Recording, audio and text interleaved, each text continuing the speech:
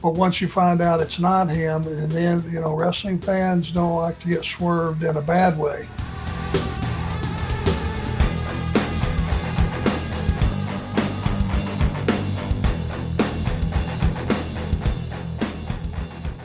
And I'm going to start with Tim Angston. Tim, first of all, thank you for being here, buddy. He said, when did you know you were going to be dropping the title to Renegade? And at what point did you know that the match was the shits? Well, let's cover that first. After we talk about it? Or as soon as the bell rung, I knew it was going to be the shits. All day long, I knew it was going to be the shits.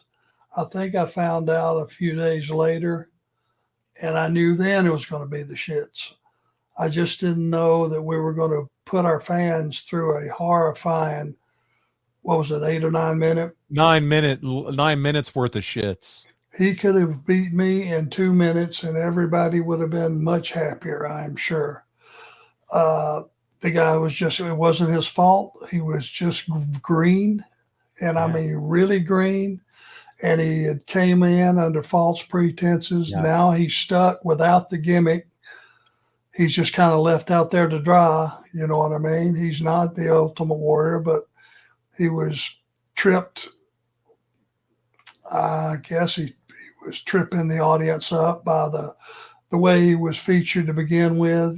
You know, if you go back and first time he was on TV, he was behind a curtain, and all you could see was from the shape and size of him and the hair that he was shaking, just one look, you might have thought, well, shit, maybe they do have the Ultimate Warrior.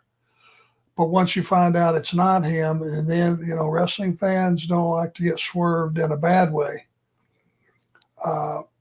When you found out it wasn't him and that's who he was, and then he had to start having matches because he's not the Ultimate Warrior, it's like, oh, we might have thrown a wrench in this kid.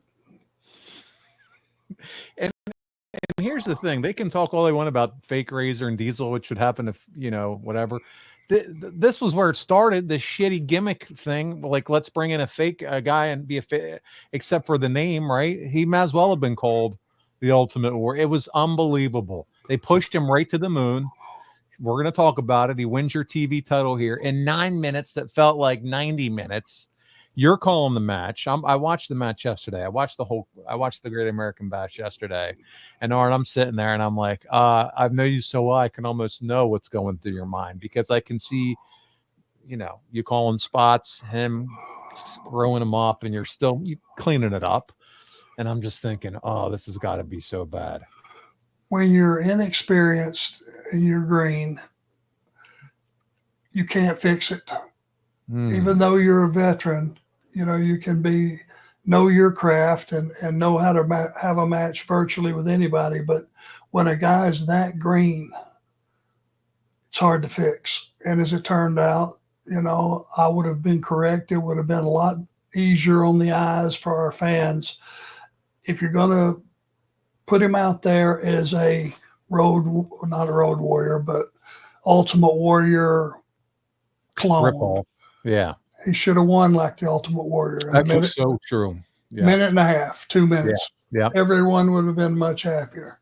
With that, let's continue. We'll talk a little bit more about this Renegade debacle. And you had, as we said, the honor of wrestling him. They pushed him as the Warrior. He had zero experience.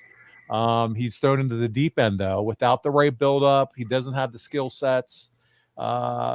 Anything else that you want to share? I think this is the time for you to talk about what happened. You lose the match. First of all, let's talk about it. You're climbing the top rope, Arn.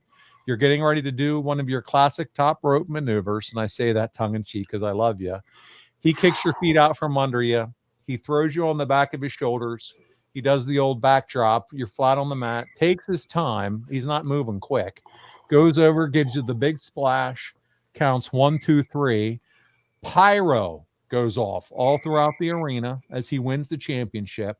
They do a camera cut to Paul White, who's standing in the crowd. So it's kind of a quick transition. They start talking about him as the big man, and he looks familiar because, remember, they're going to sell him as Andre's kid. But then you are getting yourself together, and you make your way down the aisle. Now, they don't show this part, but you walk through the curtain, and I want you to tell the fans what happens as you walk through the curtain.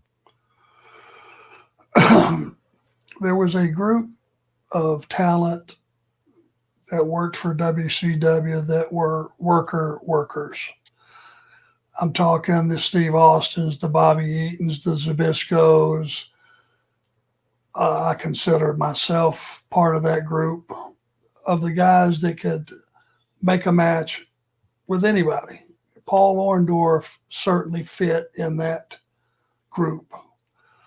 So he knew, I'm sure, as he was sitting in the back watching that match, and as it went past 3 minutes and 4 minutes and 5 minutes, 6 minutes, it had to seem like an eternity. And when I came through the curtain, he was right there blocking my exit.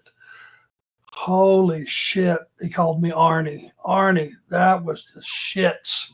I said, you have no idea. Now, there's a part 2 to that, which we'll just save for next week. But that was nice to be greeted from one of your constituents that you respect a lot, to let you know just how bad it was, like I had to be told. Guys, the part 2 will deliver in our first episode in December when we cover July. And I'll throw out a little bait, because guess who Renegade fights in July at the pay-per-view? Paul Orndorff. And that's where I'm going to leave it. We'll have a little fun there. So Paul Orndorff greets you, says it's the shits. He agrees with all of us. Guys, just go back and watch that match. It's on Peacock. Watch Arn, knowing what you know now, having listened to him talk about that 9 minutes of his life that he'll never get back, and how that right after that, he walked straight back and he said, Arnie, that was the shits. And Arn said pretty much he knew it was the shits. But Arn, do you remember any conversation before going out, like, buddy, you're going to go out there and you're going to give a match that's going to feel like an hour Broadway, and it's going to be 9 minutes with the Renegade. You're going to drop the belt. Do you remember any of that conversation? No, I just thought to myself, one of the only times I consider myself a veteran, I consider myself able to prepare for anybody on any night and go out and make it passable. And I did not have that confidence going through the curtain on the way out this time. I just knew, hey, I consider myself pretty good. I'm not that good. So, Arn, would you say this is one of the, probably count on one hand how many times you've actually felt that way going to the ring? That's the only one that I really, I'm sure there's a couple more, but that's the only one I can think of that I just knew he did not have the tools in his tool belt to let me assist him along the way into having this something that the fans are going to buy, because there was a few that reacted for him, but by and large, it was lopsided, like, oh, shit. Now, when he came out, the reaction is not good. When Arn came out, there are fans for Arn. When he wins the title, there's a pop, because the title change creates a pop. They did pop. Yes. They did the pyro. But you will notice that at the beginning of the match for sure. Arn, now is just as good as time as any to interrupt this week's program to show you the artwork that our friend Marcus D'Angelo decided to do for this episode. The episode's titled Savage Intentions, obviously because of what's going on with Randy.